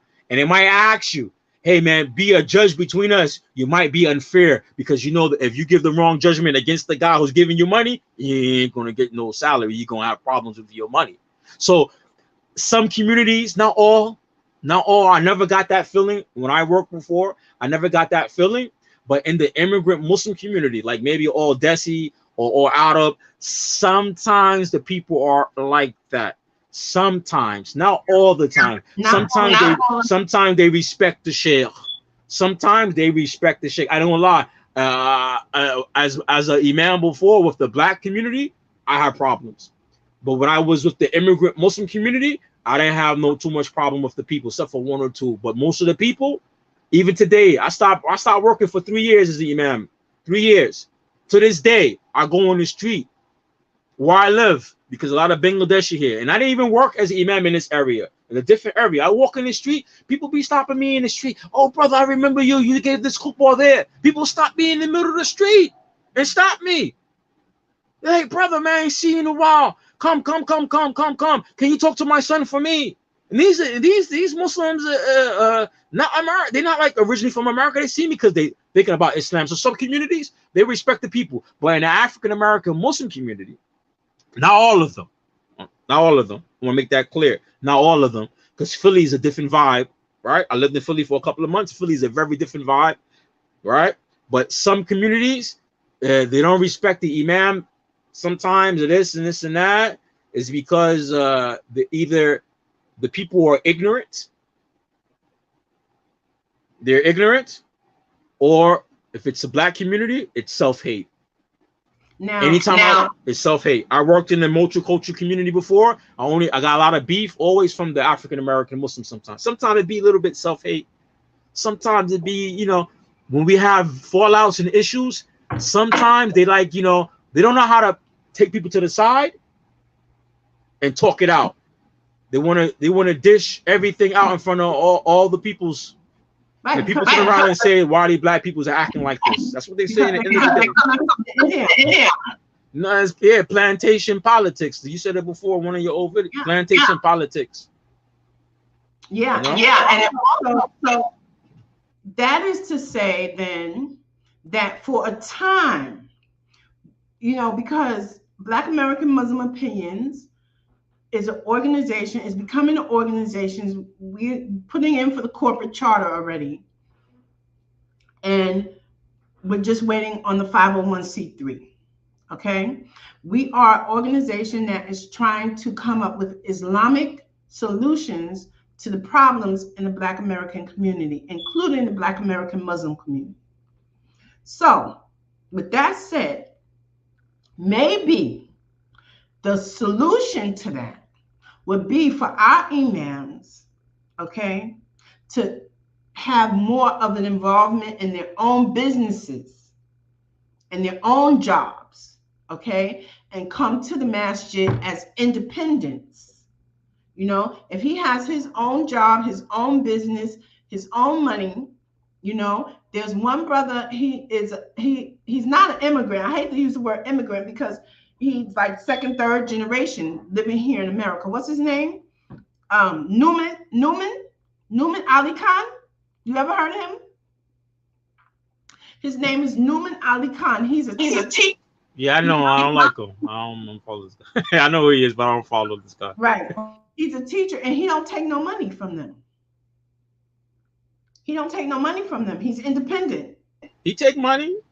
You talking about his Pakistani guy? Yeah. He got a website. He got a school. He take money. I can show you. I'll go to his website right now. He take money. Trust me. For the khutbah, for the khutbah. If he's giving a khutbah, he ain't taking no money from them. He's not taking no money. But that's a little bit off. I mean, that's a little bit off. But that's a little bit different. But that's a little bit different. I think, you know, the things about imams, the first thing we have to understand that because a person have the title imam doesn't mean he understand business. Right. So, you know, that's a little bit, the topic might be a little bit off, but I personally think from my experience and other people's experience who are imam, or you want to make that a career, that has to do about the community you work, getting a contract with them, what's in the contract. And then after that, if you want to invest in some business, you know, because when you're in Islamic studies and these things, it does take many years to master these things. So one of the things I looked into, I was thinking about last night, because I was thinking about mentioning it in this talk, right, is that you have to create your own business atmosphere. Now, some brothers sell audios and tapes, but I think there's something else the Muslim community need, because the audios and stuff, you know, after a while, people might not listen to them more, or a new trend comes, or a new personality comes, people listen to that person. You need to create curriculum. Now, there's a great platform online where you could make your own books. And I think that you need to make curriculum based on what your people need and are facing. Like we're doing with Black American Muslim Opinion with phase 1, to make the framework to fix our social issues with the Islamic solution. So they need to make some type of curriculum to solve some of the social issues that's going on, because some of the books they are teaching, excellent books from the scholars of the past that deal with our issues, but there's some social economical issues that we need to talk about, right? And you know, this is, I think, something that a lot of African American Muslims misunderstand. Not all, not a lot, but some of them, is that they think that social issues related to Black people has nothing to do with Islam. These are two different entities. They are not. The Prophet ﷺ, he came, who were the first people he called to Islam? His family, his people. That's the first people, right? Did he not solve the problems in the Arab community? They was into shirk. Yes, he did. He addressed shirk. They had some other social issues. He addressed it. Zakat is all what? Dealing with social issues, but people were poor, give them the money, right? But the Prophet ﷺ came for all mankind, but he first started out with his people. Then it expanded. So us as Muslims, African American Muslims, you cannot run from Black issues, social issues in America. You can't run from it. You can't hide from it. You're gonna hide your skin color. Even when you go to the Arab world, I lived in Egypt, right? And I deal with a lot of Arabs. Arabs who are Black like me, they don't see me as like them. I mean, from their nationality, they could say, "Oh, you're American or you're African." They respect me. I'm Muslim, alhamdulillah, show love. But okay, you from a different nationality. They're gonna recognize your nationality. Not gonna say they're gonna mistreat you, but they're gonna recognize your nationality, right? They're gonna ask you questions about where you're from, and So if they could recognize your nationality and don't have an issue with it, how you got issue with your own nationality? True. I think one of the primary way to start building a secure functional, and healthy Black society here in America is with economics and then with the voting block. You know, we have part of that in place, part of the work is done, but the crucial finishing of the work still needs to be done. And that's but the voting, see, the issue with voting for black people, for blacks, for our people, we've been voting. How long we've been voting? So because we're not together, it doesn't change anything. How did we get voting rights? We didn't vote to get voting rights. We had to fight for that. Yes, did we have to fight to get voting rights in America? White people didn't vote for us to have rights. I mean, voting rights. We fought for voting rights. So voting didn't give you rights. You had to fight to get voting rights. Same thing. If you want to fix the black issues, it's not going to come through voting. Voting is a tool. It's a tool, but you have to have the other basic necessities for this tool to be useful, and that is economic base. Economic base. The African American Muslims should have no problem understanding this concept because it's highly built into our religion. I got to open up the fiqh book.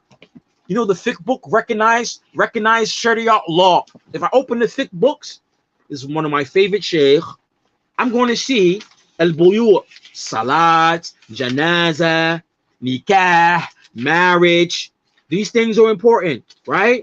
And then I'm going to look and I'm going to see what? I'm going to see business. I'm going to show you people here. Oh, look at this. What's this? I don't want to lose my notes. You see, I love my books. I read them. What's this, sister? Hanif, what does this say? It says sharika. What is sharika? This don't mean shirk. It says sharika. It means company, business company. How to do what business? Hey, this is in Bukhari too. Buyua, the book of business. What did it mention? Sharika. Sharika don't mean shirk. It means business corporation, business partners. It's basically. This is part of Islam. It's part of Islam. It's in every fiqh book. It's in every hadith book. You must, because we don't either read or we don't skip the chapters. But the problem is we like to entertain Muslim speakers that entertain us, but we don't learn anything. Anything. They entertain us. We go there ignorant. We get entertained and we come out ignorant. We haven't learned anything. And Brother Hanif, I know you're talking about Facebook. I know. I know. Only on Facebook. I know, but Hanif, he said the only people on Facebook is. I know that already. So we have to start using these things, utilizing these things. If we don't utilize these things that Allah gave us, made halal, if we don't utilize them, then we become what? Blameworthy. And part of a crucial part of building an economic base is business ownership. Okay? It's business ownership. Okay? Because if you're not on your own and you're working for somebody, okay, then it don't carry the same because you're depending on them for your livelihood. Okay. Now, if you're depending on yourself and your own people for your livelihood, you have more of an economic base. You come together as a group of business owners and you say, okay, we're going to form. That's when you start getting into reforming a voting block. Like you look at all of the other immigrant groups, okay, who have come here and they form voting. Even historically, Islamic history. Yeah. How did Islam travel to some countries like China and Indonesia? The Islam traveled to China from the Sahaba and Tabi'in doing business there. How did Islam travel to Indonesia? By Muslims from India doing business there. Let's look.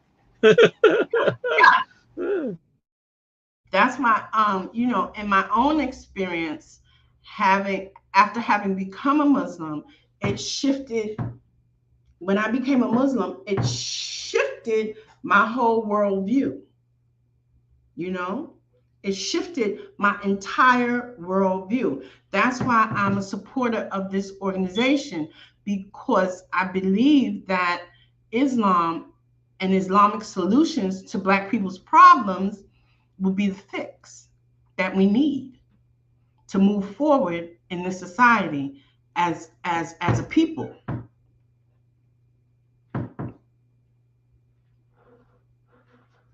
Brother, you there? Yes, we hear. I know your sister, you gave us a lot of information, and I don't want to take up a lot of your time, but I want to ask some of the people, do they have any questions? If they have any questions, inshallah, you could definitely post them, and I will later on add some of the sister information for her business and her nonprofit. I'll add it later on to the description of the video. But this is for a fundraiser for Black American Muslim Opinion. You know, there is a attitude now that Black people need to be empowered, right? And we're starting to see some of the trends where people are in our community, Black community in general, are starting to do their own business, Black business ownership. But some aspects I notice with our people is just a trend that we say out our mouth, but we're not really trying to do business with each other. Because it's location thinking. It's still slavery thinking. It's still the aftermath of slavery. Take the city of New Orleans, because like I said, I live in the South. New Orleans is a predominantly Black city, okay? And when I lived there, I don't know how it is now, but when I lived there about 10 years ago, it was a predominantly Black city, and the city council was all Black. The mayor was Black. The schools were run by Black teachers, okay? And the corruption was through the roof. The corruption was so bad in the schools that the children were not getting their books and supplies that they needed, that the school was supposed to be providing. But the maintenance man was making $100,000 a year because he was related to the mayor. Okay, so that's some plantation type stuff. Plantation thinking, slavery thinking. We have to redirect our thinking and our morals and our standards, because following the standards of these people, of the kuffar, you're not going to get there. You're not going to get there. So you have Islamic solutions. Okay. You know, I think that some, you know, I tell people I study a little bit about the psychology. This a little bit during the pandemic and before, because I work also with another nonprofit organization. I'm not a board member, but actually, no, I'm not. It's in UK. It's not. I'm not really a board member. It's in UK, but it's about Muslims who have disabilities, right?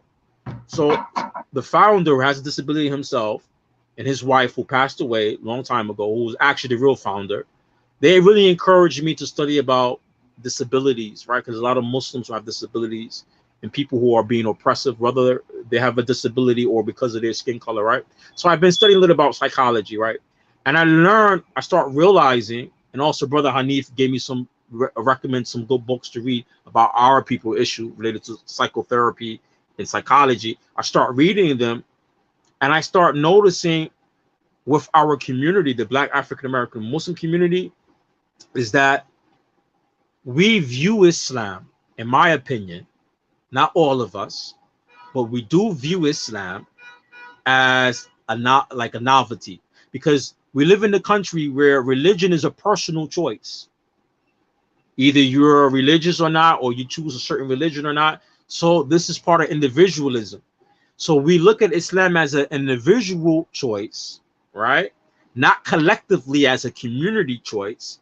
And so we see everything else in Islam, whether Islamic rulings, whether halal or haram, permissible or not, and part of Islam working together, we see these things as novelty, whether I do it I do it, or I look at it as voluntarily, not as I'm obliged to do it.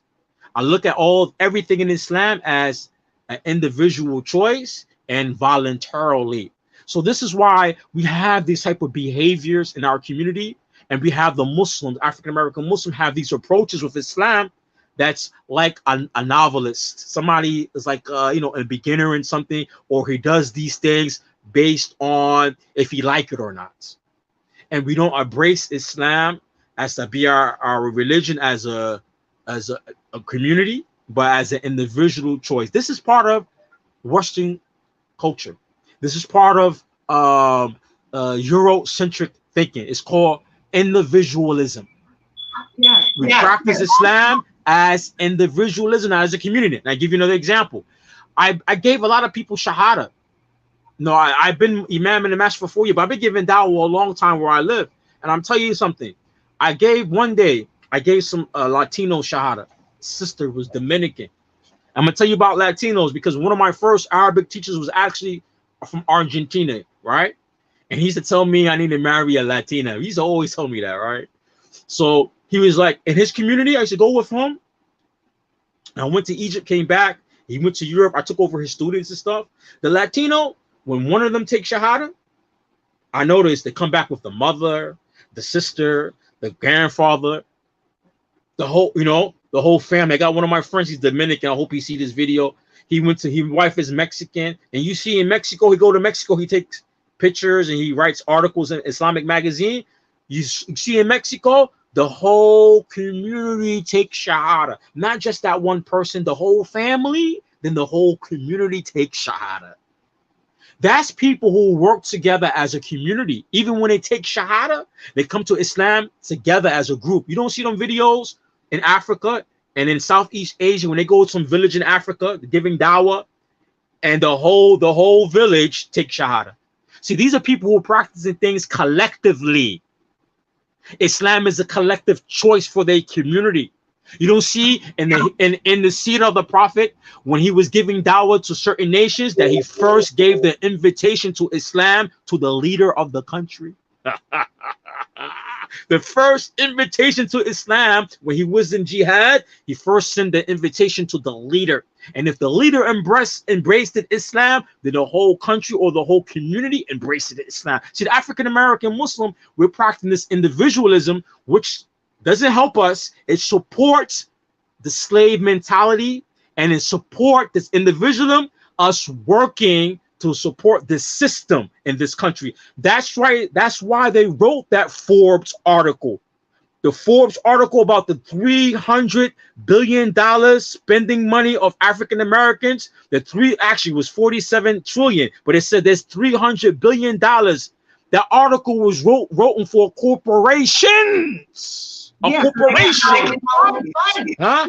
So they looking to get your money. They collectively working to get your individually money. But we can't work together as a group and as a community. That's the slave mentality. That's what slavery instilled this in us, so we could be good slaves and good slave labor and good slave workers to make them rich. But we cannot enrich our community with this type of thinking. So we need to stop looking. We need to stop looking at Islam as an individual choice, but it's not just our way of life, but as a community. I say it again. In the African American Muslim masjids, we never discuss what's after the shahada of the community. Some people will not be able to get this concept. In the African American Muslim community, they don't talk about what's next after the shahada. I'm not talking about as an individual, as a community. What's the next move, the next goal? That's why in your community, sister, where it's Muslims from overseas who are been Muslims for centuries, they what? What's next for the community? We are Muslim now. What's next for the community? Okay, let's get land. Let's buy property for the community. They expand. Next move for them might be, hey, let's run for the local. Let's get control of the local politics. Let's get control of the school system. Let's get control of this. Let's influence the society using Islam. Let's be a good example for these peoples. But the African American Muslim community, we're not thinking like this. Alhamdulillah, that's the benefit of me. Allah allowed me to travel and live in a Muslim land. I've seen this with my own eyes. But we're not practicing Islam as we should be practicing. We're practicing Islamic individuals. Continue. And another aspect to that, on top, you made some very valid points. And another aspect to that is back to the Quran. You know, a lesson that I learned that I apply to our people is that the oppressed in history, Allah always allowed the oppressed to come up from out of the oppressor's grip. He always lets them come out. And when the people come out, their first and last mistake is imitating the oppressor. Their first and last mistake is always imitating the oppressor. So, you know, I make dua for us as a people. You know, may we not imitate our oppressors and become those Muslims who encourage and embrace freedom in the land, you know, because imitating our oppressors is not the way to go.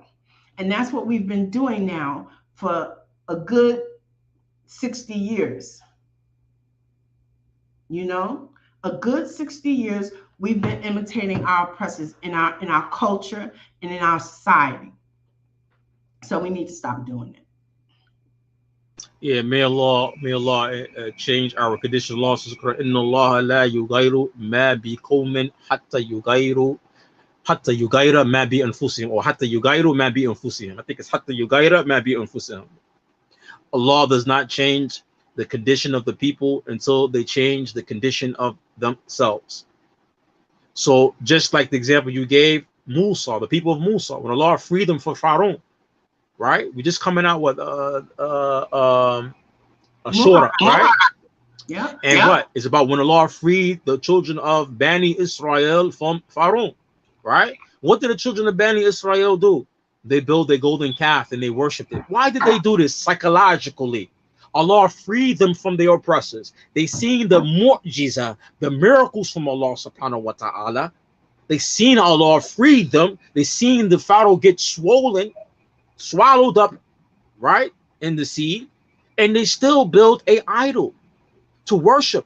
Why? Because they thought success was in the things or the material things that the people of Pharaoh had. And the people of Pharaoh had idols. That's a sign of success. It shows the psychology of the people of Pharaoh. But what happened? I mean, the psychology of the people of Musa. But what happened to the people of Musa when they built that golden calf? Allah told Musa what? Those people who didn't want to make Tawbah, what? So what? Kill them. Kill them. And then we have to look from another side. All these strategies, all business strategies, also for survival. These things from the Quran. There are Aqidah issues that we benefit from. There are minhaj things we benefit from. There's some business strategies for these and survival strategy. What happened to the people of Noah? The people of Noah, alayhi salam, didn't believe in him. So Noah, what? He built a ship and he put what animals in it, right? What the animals could represent. And zakat, you know, animals have value in Islam as finances. In the book of zakat, these animals, you have to pay zakat on animals that you own, right? So we understand there's some value in it. So what Noah did, the people didn't want to obey the messenger. They didn't take him seriously. So what did he do? He saved up. He collected animals. Very equivalent to what? Saving up money. Investment.